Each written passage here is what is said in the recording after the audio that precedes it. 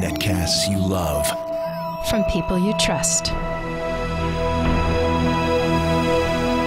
This is Twit. Bandwidth for FourCast is provided by Cachefly at CACHEFLY.com. This episode of FourCast is brought to you by Netflix. Watch thousands of TV episodes and movies on your PC, Mac, iPad, iPhone, or TV instantly, all streamed directly to you, saving you time, money, and hassle. For your free 30-day trial, go to netflix.com/twit. What sort of future do you think we're heading for? How will we live as we slip into the 21st century?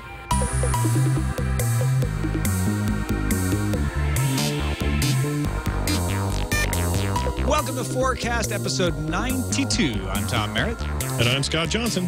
And this is the show where we get together with a couple of smart people every week and find out what exactly is going to happen in the future. Is that right? That's what we do, right, Scott? That is exactly what we do on this show, and I cannot believe we are inching this much closer to pinpoint 100. precision. I know. Predictions. And when we hit 100, Tom, what then? In fact, let's make a prediction. What do you predict will happen on episode 100? We will have two guests who will predict things, and then we'll do episode 101 a week later. I am so into that. Let's make that happen. Joining us today, Ms. Katie Sekelsky, illustrator and graphic designer, author of The Time Traveler's Pocket Guide, and you can find her at magpieluck.com. Welcome, Katie. Hello. Thanks for being with us today. Thank you. Also joining us, Zach Weiner, creator of SMBC Comics, the Saturday morning breakfast serial, and also the SMBC video series, right? Correct. You can find the comics at smbc-comics.com. Thanks for joining us, Zach. Yeah, happy to be here. Happy to have you along. We'll start with a prediction from our listeners. This one comes from Andre, who says, I was wondering if you could all comment on a prediction of the evolution of flavors and variety in the near and far futures. Just in my life so far, he's 50, I have seen my world expand from a very select choice of fruits and vegetables to an entire world of flavors available to me. Fast food was practically non-existent in my youth, except maybe for Swanson TV dinners, who for me as a child was the closest I could come to astronaut food. Now you can get real astronaut food if you so wish. Even chips had maybe 2 flavors. Now I have seen squirrel-flavored chips. I have not seen those. Not sure if that was a Photoshop product, but I'm sure swamp people out there might go for that. You all see this as ever-expanding, and if so, what would be the next flavor you would wish for? Tom, I have in my hand, this could not be a more uncanny email from Andre, and I'm impressed that they even did this, but I have in my hand, we just got this crate in today of this brand name from the South called Zapp's potato chips. And this is for my morning show. We're taste testing these in the morning. And this is spicy Cajun crawtators. Nice. I'm not kidding about that. Just crawfish. There is squirrel flavored in there. It's at the bottom. You do have squirrel-flavored chips. Oh, yeah. Oh, yeah. So this is not a Photoshop. You have the evidence of squirrel-flavored chips. I think it's a competing brand, but yes, I do have that. I have about 15 different flavors. Can you get to the squirrel-flavored chips, or are they too far down in the they're box? way down there, and I'm afraid I'll munch everything on top. They're like way buried. I want to see the proof. I don't know if I believe you. I'll try to unearth it. Maybe, yeah, either if not today, next show. But I do want to say this about it. I mean, part of the reason we got these in is I am amazed at the sheer choice available to me just from this one brand of potato chips. This doesn't count the countless other brands out there. And so I guess the question is on Andre's mind and perhaps mine, is this just too much choice? Is this too many flavors? I mean, other than the novelty of it all and us getting to taste test them, I mean, honestly, do I need 15 different types of chips to choose from? I was thinking about this earlier today. I think it's probably why I picked this email. What chocolate must have tasted like when it was first brought to Europe, because they didn't have it until they went to South America. And found it, and we were introduced to it, and then they brought it back. Chocolate without sugar is very bitter, and the European palate was not used to it. It tastes great to us, but I wonder if it tasted good, or if it was weird, or if it was thought of like squirrel, like you're eating dirt, some kind of weird bean at first. I don't know. Yeah, I think we want different flavors because we like variety, and so we're just kind of fooling our taste buds into thinking we're eating a lot bigger of a variety of foods than we normally do. Katie, what do you think? I mean, do you have an idea of what flavors might be on the horizon that we've never tried yet? I think if I could, have any theoretical flavor, I would actually go back in time, because I recently found out, I don't know if this is common knowledge, there was the main species of banana that was like the most common thing you would get from a grocery store up until 1960 was a totally different banana, looked the same, but tasted apparently different. It actually went extinct. So I think they should work on bringing that back. I heard that the current banana is close to going extinct. I heard that as well. Yeah. So we need to not only preserve the current banana, but revive the old banana flavor. Yes. It's a huge business too. Fragrance and flavor manufacturing is a big deal right now, and you can get just about anything. I mean, you think it's fun and interesting and a bit of a holiday to get a big box of like Jelly Bellies and go, man, that jelly bean tastes just like a piece of popcorn. But really, that's an evil thing. That shouldn't exist. That's just too close to the bone, right? And it seems like this is a technology that honestly doesn't get talked about a lot on FourCast, but we have gotten really good at nailing weird flavors and stuff, and it seems like that is just the tip of the iceberg. Perhaps one day our thin gray gruel that keeps us all alive in the future will just be ultra flavored to be whatever flavor we want, and we won't care that it's gray gruel because it'll taste like chicken. Yeah, or whatever. we'll be in the Matrix, so we'll think we're eating a steak dinner. Yeah, sure. Zach, sure. what kind of flavors would you like to see? Can I real quick? Can I ruin one of the things he said in the email? Yeah, of course.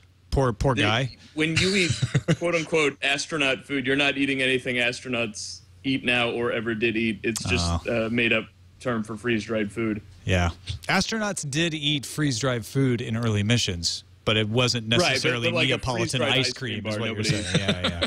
Yeah, it's completely nonsense. And then in other words, they're not making Tang up in orbit somewhere and bringing it back with them. Is that what you're kind of getting at? All right. No, and a lot of the quote unquote variety we're talking about is really limited, like or is not that exciting, I want to say. Like the Wrigley's has a whole line of gum that has these cool names now, like Cobalt. Yeah. But if you can actually look up, I think Wikipedia actually made a chart of all the flavors that are actually in, and it's like 6 flavors combined in slightly different ways. It's basically the Taco Bell of gum. So it's this illusory variety. I would even take to task the chips you were talking about. If you've ever been to like an Asian grocer, they have all sorts of comparable chips, like lobster flavored chips and shrimp chips are great. Yeah, shrimp chips, but they really don't taste that different. There's like one additional taste, which is this vaguely fishy flavor, which I assume is just some particular isolated chemical, and beyond that, they taste something like barbecue chips. Yeah, it's also very difficult to cleanse your palate with these chips, I've noticed, because they're just so artificially powerful, and the next chips taste the same with maybe some hint of something different, and it'd be great if I had a way to kind of, sandblast my tongue off or something, because it's really not working. Well, my dad blew my mind when I was a kid because he pointed out that many receptors. You can't differentiate. Like you get people who claim they can differentiate like 40 different flavors. Oh, the coffee, super tasters, yeah. Wine, but it's never been shown scientifically to be possible. My dad blew my mind when he pointed out to me that all berry flavors were the same flavor ingredient. He was a food scientist. And he's like, blueberry, strawberry, raspberry. He's like, these are all the same flavor ingredient in varying levels. He took some candies and he didn't let me see what they were. And he let me taste them, and they all tasted the same because he told me, he's like, these are, and then he showed me like one was watermelon and one was raspberry, and it's like it kind of ruined candy for me. Tom, this just in, the wife informs me she did not have shipped the no squirrel chips. No. All right. I know, it's depressing, but there's some kind of weird pickle thing in there, so I'm excited about that. Or it didn't happen. Let's move on to our short-term predictions. These are things you think will happen sooner rather than later. And Katie, we'll start with you. What do you see in the next few years?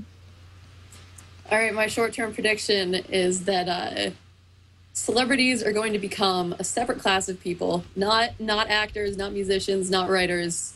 They're still going to be actors, musicians, and writers, but they're just going to be average working-class people, whereas celebrities are going to be the heiresses and the famous sex tape scandalists of the day.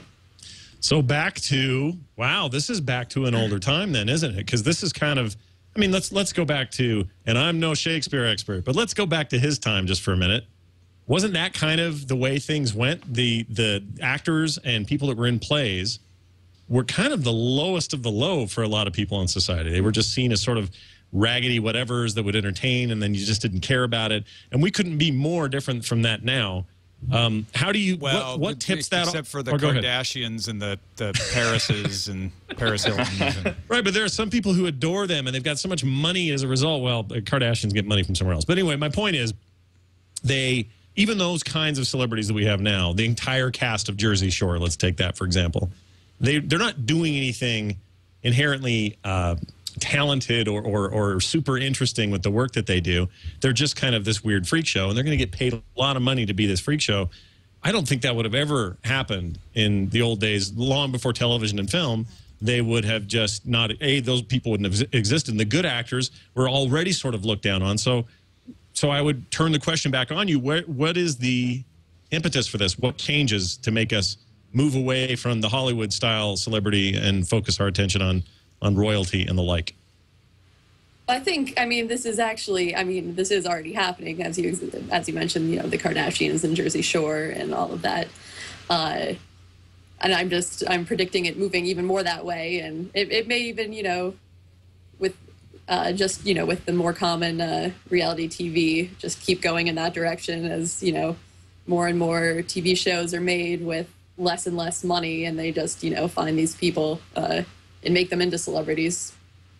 I like the interesting part of this for me is kind of filling in the backstory of how that would happen.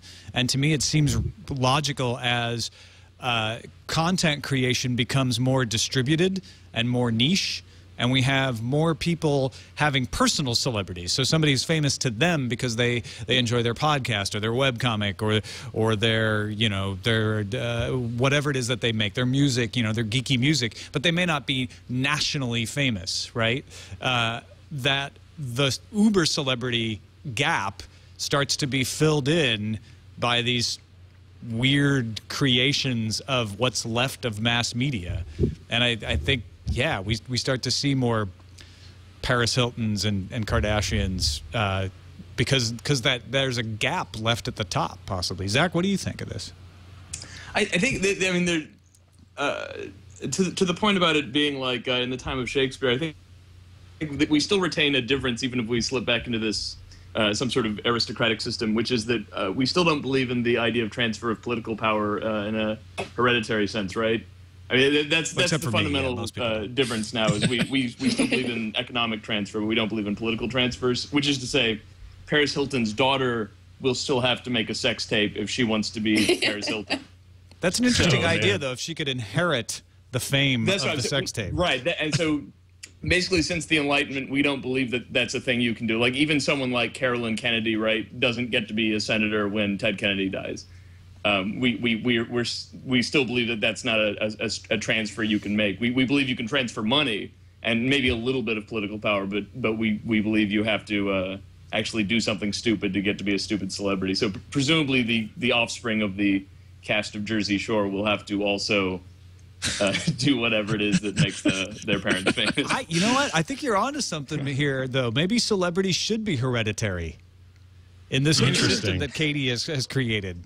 Yeah, like Twitter followers. Maybe, Justin Timberlake's Twitter followers could go down to your young Twitter followers, yeah. Billy Timberlake or whatever his name's going to be. Yeah, I mean, why not? If you're going to inherit the embarrassment of your parents, inherit all the other things too, and that includes the money, that includes the followers and the interest online or offline. You're going to get inbreeding, like in the British royal family. There'll be like a Hilton, Snooki, I don't know, Bear Grylls, like triumvirate, and it'll just keep inbreeding itself over 1,000 years. And aren't movie stars constantly referred to as our royalty, our version of royalty? Sort of. Yeah, but it's the same problem, though. They can't inherit. Like, it's extremely rare for the offspring of a celebrity to also have comparable celebrity, whereas like exactly, we need to change that. We need to pass laws. I just think I need to get my mom on Twitter so I can take her followers someday. We'll get a whole gene pool that's purely celebrities from like the year 2011. So wait a minute, Katie. You said you worry about someone killing you for your followers. Is that, or did I misinterpret that? No, I said I need. I said I need to get my mom on Twitter so I can get extra followers someday. So you can build up an estate. I thought you said something about killing him or getting killed too. That was weird. Yeah. No, anyway. I'm not getting killed. Not killing my mother. None of the above. But it would cause all kinds of intrigue. He has so many followers. He's scared for his life.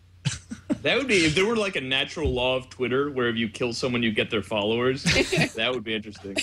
Wow, that's a whole new CSI spinoff right there. Yeah, that would be really weird. Well, Zach, let's throw it over to you. What do you see in the short term? I like your idea of this amalgamated sort of DNA creature that would live on from the celebrity DNA of today, but I'm guessing you're going to have something a little more down to earth for your short term. I have a couple. The one I wanted to go with, I think, is which may have already happened, is that all of Maslow's hierarchy will be completely replaced by video games at every level.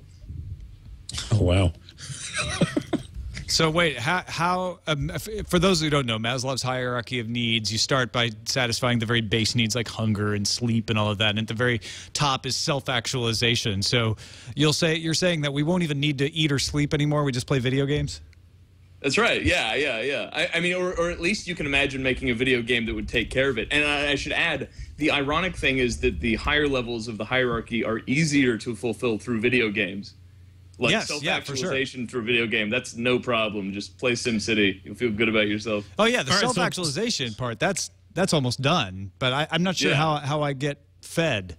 Well, here's an idea. So if that's true, maybe the video game, maybe the feeding part becomes so a given that the video game itself is actually sparking the need to eat or satisfying the need to eat. So in other words, that's a good point. You're playing World of Warcraft as an example, whatever, and you decide you're hungry, so you sit and you eat this fake food. That fake food and that transaction kicks on some kind of machine that's intravenously connected to you, and it pumps nutrients into your arm. Is that kind of your idea? Is that the way we would subsist? I was imagining like a sort of hamster situation, but your way is a little more dignified. I mean, why not? Video games are all about input and output. It's all about, okay, my mouse or my keyboard or my controller or whatever. And in Kinect's case, our bodies. And I don't see why we couldn't, if we've gotten to that level, and this is now replacing all of these needs. Well, then the technology is just it's an issue of just one more input, which is your feeding input. I like this idea and that, an output.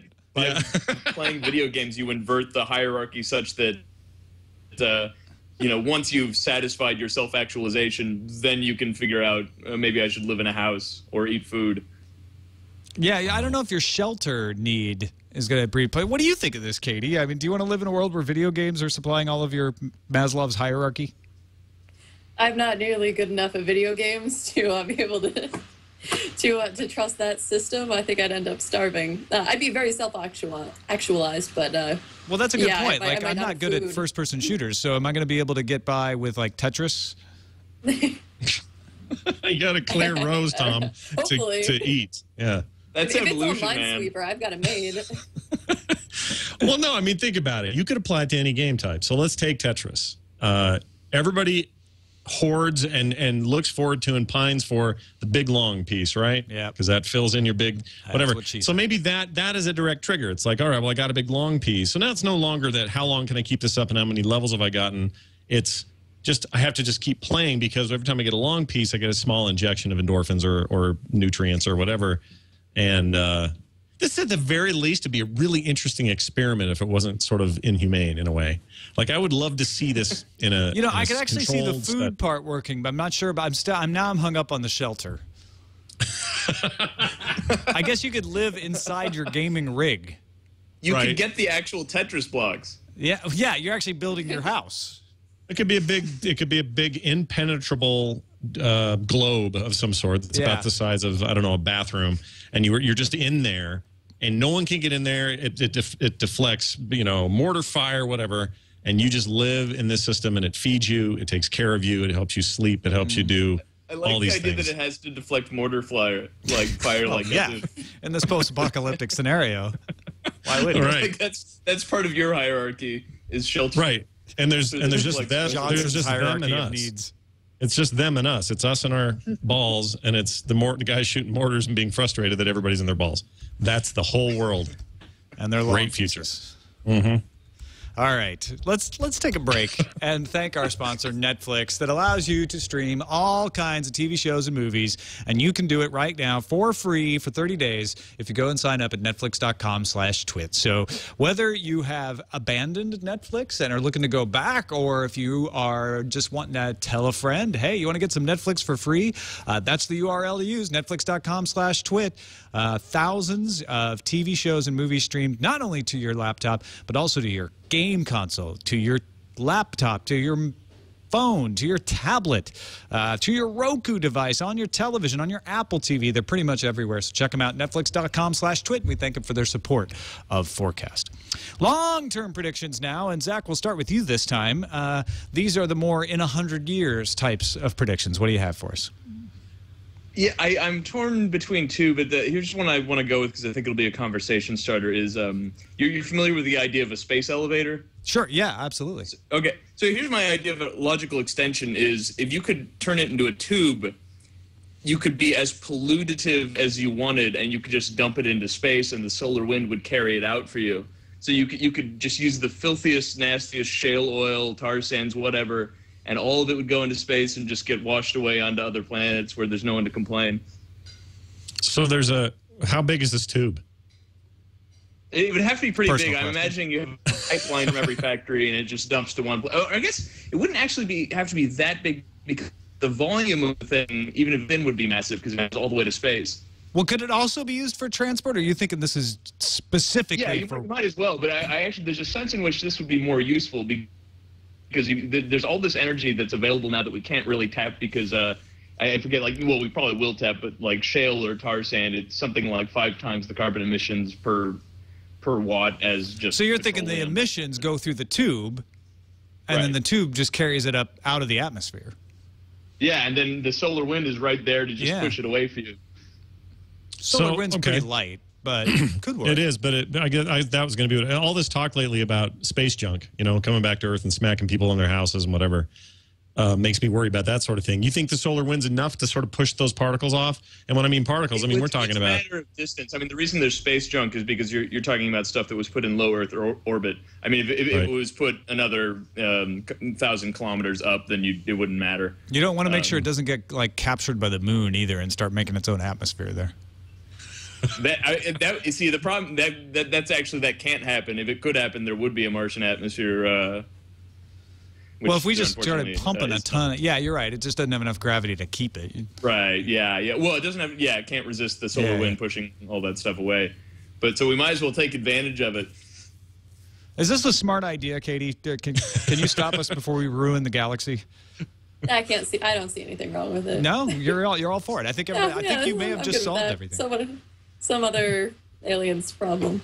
So I was going to say a million years in the future's problem probably, but we don't want to be known as the planet in the solar system / galaxy that is pooping out all our junk in the middle of the space and thinking that we're because to me, it's dark matter. Go with me on this. It feels like it's a little like we have done in the past with the emissions we do now. We're like, wow, all this stuff's fine in California. Throw it in the river. It gets carried away from the village, and we never see it again. No one will care. Nobody's downstream. Can I give a contrarian argument on that?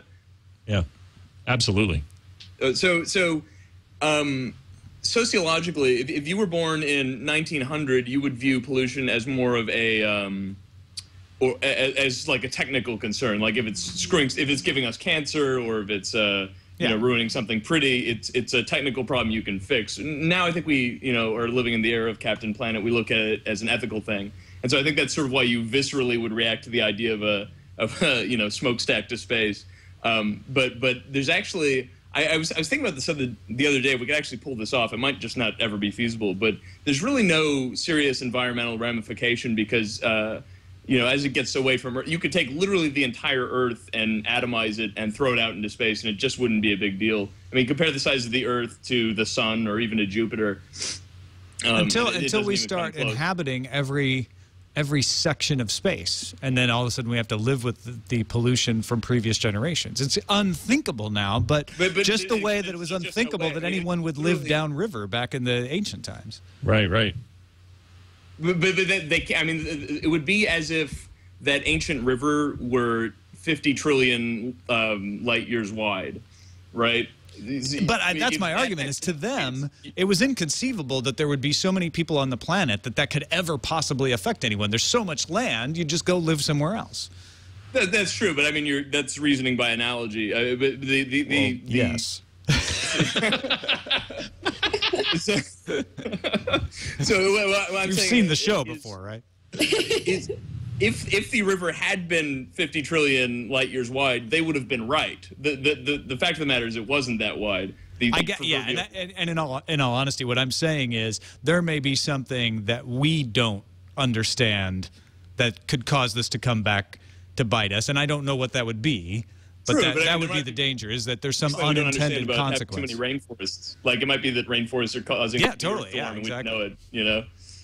I'm worried about that.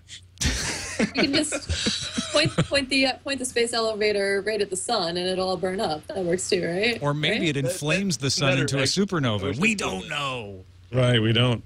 No way to know. No, I think you're onto something, Zach. It's an interesting idea for sure. Let's move over to you, Katie. Your long-term prediction, sort of the flying car sort of thing. What do you got for us? Sure. So my long-term prediction is that the technology to be able to communicate telepathically will be developed. However, it'll be going fine for a while until corporations learn how to deliver mind ads to everyone, and then everyone will go back to talking out loud. I used to use telepathy, but the ads just got to me. Yeah. That's awesome. I love that, because totally. we've had other predictions too about what people could do with their minds, and that changing and evolving and getting into the area of telekinesis and whatnot. But I've never heard anybody talk about the ramifications of how, it would be the noisiest technology we've ever induced on ourselves. Like, hearing everybody's thoughts, we'd have to have a way to control it, focus it, something. And ads are not. We've noticed just the sheer noise of it. New interest rates from Wells Fargo are See, he's doing it now. My brain. I can tell what Tom's thinking. He's thinking about mortgage rates. So to be able to shut that off, that's going to have to be a must. And I haven't thought about it, but maybe that's such a hippie thing to do. But just say, forget the tech. We're just going to talk to each other like normal people. And hopefully you can shut down the whatever implant they had to put in your head to make it so you could hear people's thoughts. But would you have to wrap your head in tinfoil? I hope not. Probably. Some kind of thought-protecting material. Zach, what say you on the future of being able to speak with our minds and then it backfiring and we going back to the old ways? You know what's scary to me about that is, you sort of instantly imagine sort of a like ad for Coke playing in your brain. That would be bad, but they probably do it more subtly, like. You just while you were out at the park having a nice day with your kid, for some reason you'd be thinking about Coke and you couldn't place it, the history of ads has been that they start off kind of stupid and simple, like, if you look at Victorian ads, they're like embarrassing now, how obviously they're lying to you, but over time they've sort of gotten more subtle with their messaging, and so presumably the same process would take place in your brain. Is that what these ads would look like, Katie? They would evolve in that direction. I guess it would depend on at what point people, got sick of it and went back to old school methods of communication, whether or not they got that subtle at that point. I just had a thought. Oh, I'm 30. Wait, let me see if I can tell what it is. I want a Coke. Yeah, shoot. No, I could totally see it working that way. I read your thoughts, and I thought you said there's a parakeet living in the cow. What do we do? And I was wrong. Well, you would need some sort of mind ad blocker then, right? Because it would be good to still be able to use it in private situations. Is that not possible? Or are we all just going to say, like, too much ads, can't stop them, got to get rid of them? Yeah, that's also a possibility. I like this idea of telepathy. Regulated telepathy. Right. If once we've regulated everything else, Tom, if we could get on to regulating telepathy. Yeah. It's the next logical step. All right, let's move on to our crazy ass prediction. One really far out there forecast. My example that hopefully no one has thought of is in 2,000 years, we'll all be made of cheese. or something better than that? What do you got for us, Katie? All right. So far, far in the future, everything that happened in Planet of the Apes comes true. I didn't see the brand new one, but going back to the original ones, that all happens. But instead of gorillas, orangutans, and chimps, the revolution is led by an evolved species of gibbons, which no one expects because they're far more adorable. So it's no one expects the gibbons. Exactly. No one ever expects like the little gibbons. furry people. So why gibbons? Just shaking it up, just for something new, something different? They're the cutest, tiniest apes. So what does Charlton Heston's line become? Right. Get your hands. Oh, you can't go ahead and touch me. You're so cute. Right. Get your darn cute paws off me. Yeah. Get your hands on me, you adorable gibbon. Weird. All right, so while we're on the subject of this, and maybe we'll throw this to you, Zach, Zach, what, if not gibbons then, what other animal would you like to have be your overlord instead of apes or gibbons? So we're assuming I'm still alive, but I'm ruled by some other species that's involved intelligence. Right. No, yes. you've traveled to either or Mars or another galaxy, and because of relativistic effects, you come back and find the planet ruled by gibbons. Oh, spoiler alert. I wasn't until you said spoiler. It could have just been something I made up. It would have to be. I would like to be ruled by maybe dinosaurs or something. Something you could sort of believe in. You know what I mean? Like you don't want to see a campaign poster with a gibbon on it, but a T-Rex. I don't know. It sounds like Katie does. No, you want the gibbon to be your pal. You don't want it to be the president. Sure, I guess so. Is that President true, Gibbon? Katie? Are you voting Gibbon this year? If there's a gibbon on the ballot. I'm just saying. Cute I mean, sometimes. I could go right in, I guess. You may be being responsible, Zach. We don't know what this gibbon's qualifications are, but he's cute, and it's cute. It's always looks in these things. That's true. You'd have to go up the against taller like candidate usually wins historically, so I think T-Rex would have an advantage. Or raptors, yeah. There's no baboons in the lore of the apes movies, right? I'm trying to think. They don't do baboons. Yeah, there's baboons. Is there? Yeah. Are there? But I'm trying to remember where they fit in. Not in the original 5, but I haven't seen the remake well, there's or the brand definitely new one yet. baboons in the Rise of the Planet of the Apes. Maybe that's what I'm thinking of. Yeah, maybe they and yeah, I always wondered why. So that's true. They do show up in there, and I don't think they do in the old ones. So it makes me wonder if, well, probably it's budgetary. You know what? You can only represent so many apes in your movie, and that's probably all it was. But thank goodness it wasn't bonobos. Just wouldn't be able to take the kids. Racist spider monkeys. Bonobos. I want them in charge. Planet of the bonobos. All right. Anything else to add to your Gibbon-ruled vision of the future? Because it sounds like a world of cute overload. Is there any unforeseen consequence we should be aware of? Nope, it all works out perfectly. It does. Well, that's great. All right. Then we'll move over to you, Zach, for your crazy-ass prediction. Time frame doesn't matter. Just take the leap. What do you got? Okay. I have two I want to try to combine into one because one sort of hinges on one of my short-term predictions. But so there are two phases. The first phase is everyone gets to live in a personal simulated reality, and it's so good that you can play it back at any speed, so it's like living forever. But so the entire planet Earth sort of goes cold as everyone is just living in a virtual reality chamber. But then, so you'd think this would happen on every planet eventually, wherever there are aliens, but there's got to be at least one alien species that for whatever biological reason wouldn't do that. And so they're just going to go around the universe finding these planets and eating them. And so that's sort of the final outcome of the simulated reality, is we get eaten. That's interesting. I can't remember his first name now, but Dr. Bostock of Oxford University has posed this as a philosophical issue of whether we are actually living in a simulation or not. And one of the keys when he works out his argument is that, you know, there's a certain percentage chance that any given society will reach technological sophistication enough to create a simulation that is indistinguishable from reality. And so you're sort of building on that and saying, yeah, and most societies will either blow themselves up or get to that point, except for this one society that is just unluckily incapable of enjoying simulated realities. That's right, and it's just evolution. It could even be that there will be certain of us who do it, and we'll go be the ones that eat everybody else. I mean, you can imagine you're already in the system, and then for whatever reason you pull your way out of it. You could go around eating everyone else, or whatever. I mean, you don't have to cannibalize your friends, but so would this just suddenly interrupt our existence? We'd be just moving along in the simulation, everything's fine, and then suddenly the screen would go black. We'd pop out of our pods, and we'd notice that we're being eaten by aliens. Is that the kind of abrupt? Yeah, you'd have 1 second to think, "Oh, Zach was right," and then you die. If only I had not allowed my Maslow's hierarchy to be replaced by video games, I'd still be alive. In your pod, yep. Taking mortar fire.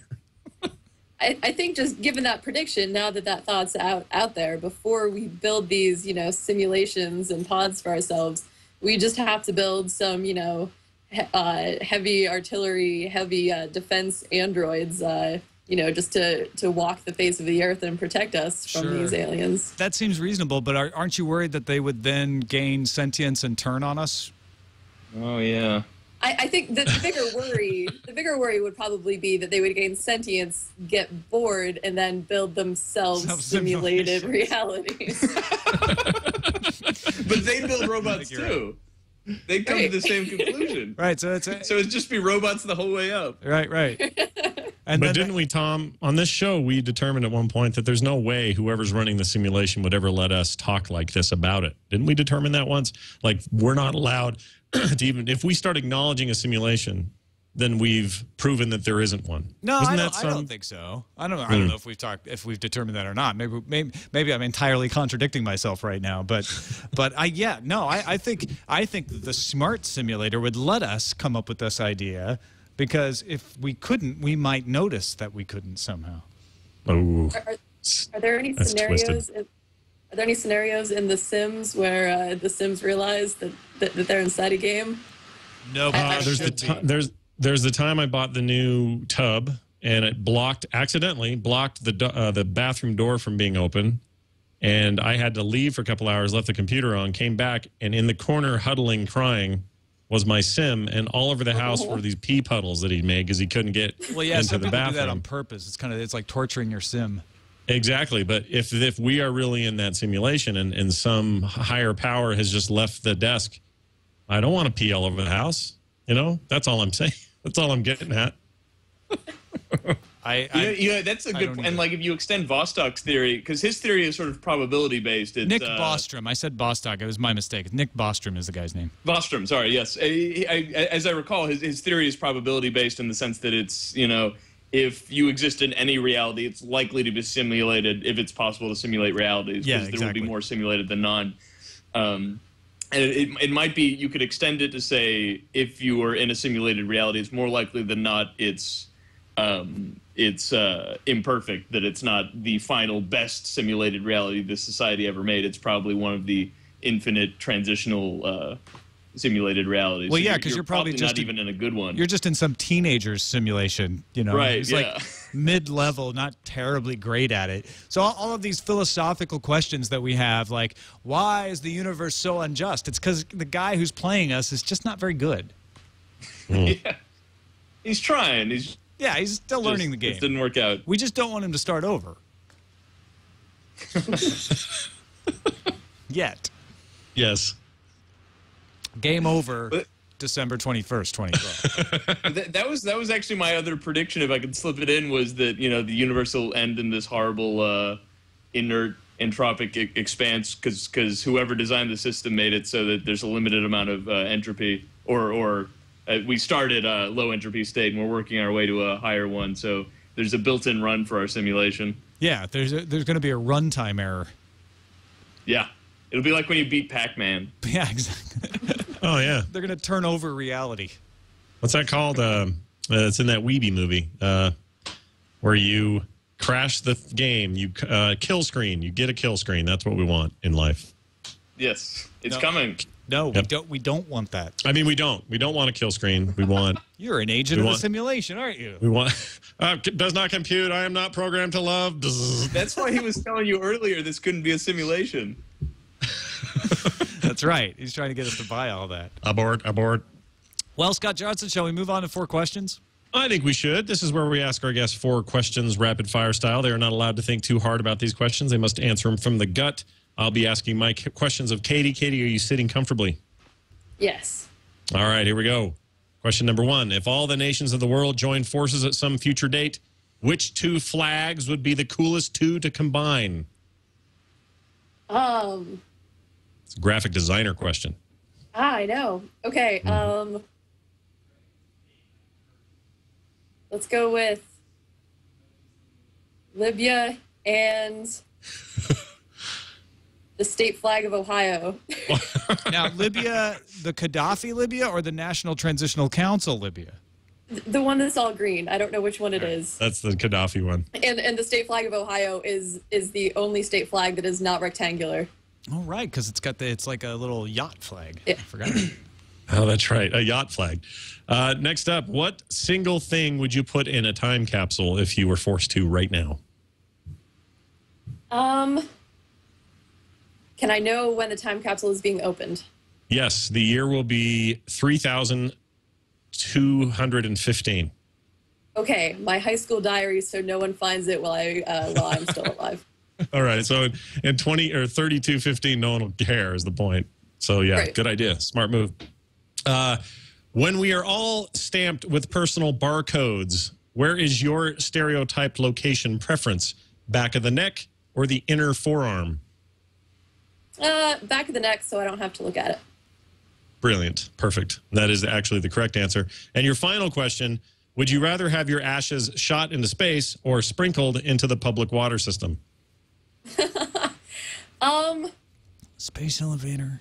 Yeah, I have to go with the water system because I don't want them being pumped out into space with all of that junk that Zach is planning. But now we're on going to have to putting drink out you. We're gonna have to drink Sorry, it. I know that's and then conservative, recycle but you. I don't want to be out there with all the space crap. Then we have to recycle her. Then we have to drink her again. Then recycle her again. It I guess never it's ends. The circle of life. Immortal life. Yeah. Lion King is all popular again. So. Yes, indeed. Tom, over to you, sir. All right, Zach, are you sitting comfortably? Yes. Good, then we will begin. Question number 1. When the robots conquer us, yada, yada, yada, what job do you want to toil at under their merciless tyranny? Ooh. Man. What am I going to toilet under the robots? The merciless tyranny of the robots. Your job is... I would like to be joint oiler. Joint oiler. You know, I hear they have good job security and decent benefits. It's like medicine. It'll always be around. Yeah. There'll always be someone who needs his joints oiled. It gives you the munchies, though. I hear. Yeah, the robots kind of have a, they build a little bit of a connection to you because they're always feeling better after you oil them. That's right. That's good. That's how we get the power back. Right.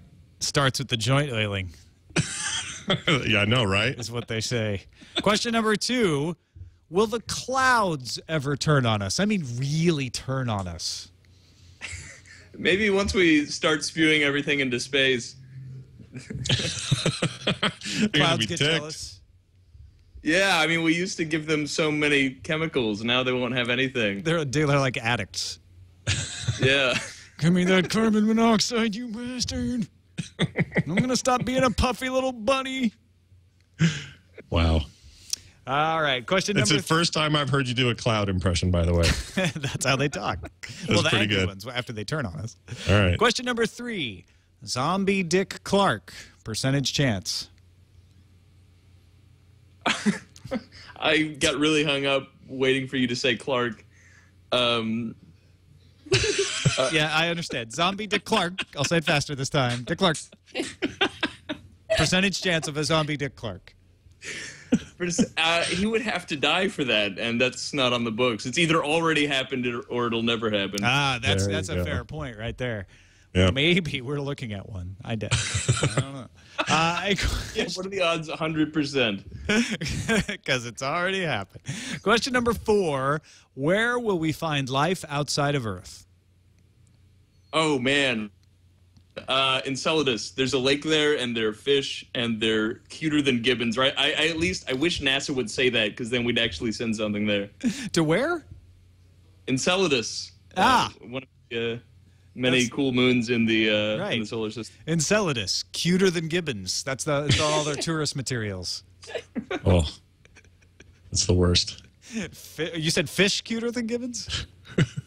Yeah, I mean, there's some undersea liquid water, and so maybe Heinlein wrote a story called "The Man Who Sold the Moon" about a guy who put diamonds all over the surface of the moon just to convince NASA to send ships, and I think we need to basically do the same thing. So someone needs to find like a really cool app or I don't know, what do people want to buy now? A lot of Twitter followers, maybe, in the lakes of Ganymede. Collectibles. Something cool. Action figures. Yeah. Limited edition Star Trek action figures. Yeah. Blu-rays. They've got a Darth Vader up there, and he still has his lightsaber. We're going to the moon. The footage of Greedo shooting first is on Enceladus. Wow. We must rescue it. All right. Excellent answers to 4 questions, Zach. Thank you very much. Thank you. And sadly, that brings us to the end of our show. Thank you guys both. This has been a great conversation. Katie Sekelsky, let folks know about your enterprises on the web and where folks can find them and what you do. Sure. I have a brand new book out. It's called The Time Traveler's Pocket Guide. Plenty of information for all your time travel needs. You can get that at timetravelbureau.com, or if you don't know how to spell bureau, you can also go to thechairparade.com. And I do a time travel comic strip at magpieluck.com. I love the idea of the comic, by the way. Thank you. Yeah, it's great. Yeah, it's excellent. Really and good. Zach Weiner, Saturday Morning Breakfast Cereal, SMBC Comics. Let folks know about that and all the other projects you got going on. Yeah, I have my comic strip at smbc-comics.com, and I do videos at smbc-theater.com. I have a blog where I teach math at theweinerworks.com. You can guess the spelling. I have a kids comic at snowflakes-comic.com, and also I will be selling the world's first single-use gentleman's disposable monocle as of New York City Comic-Con. And that won't be hidden on Enceladus? You'll be able to get it at the Comic-Con? Those will be freely available. Excellent. Wow.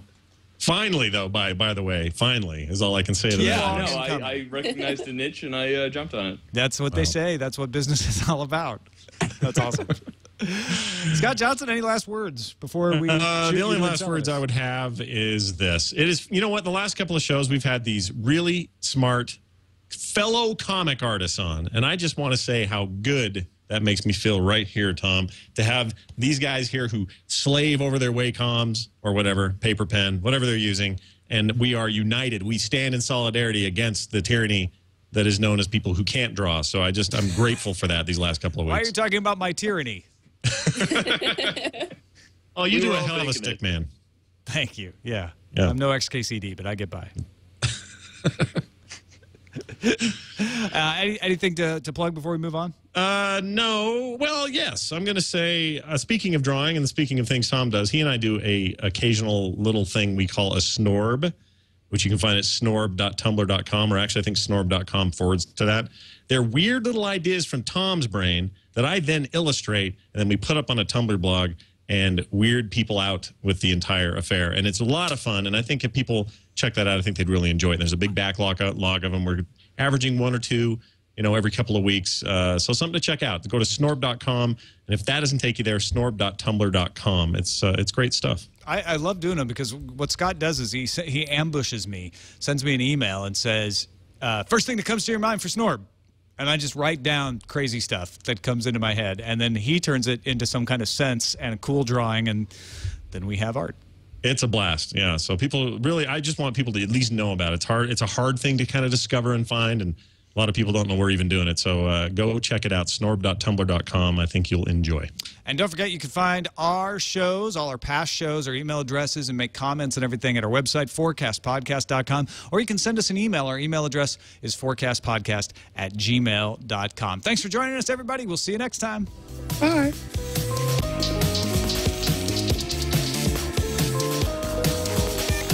But it's only 32 years away.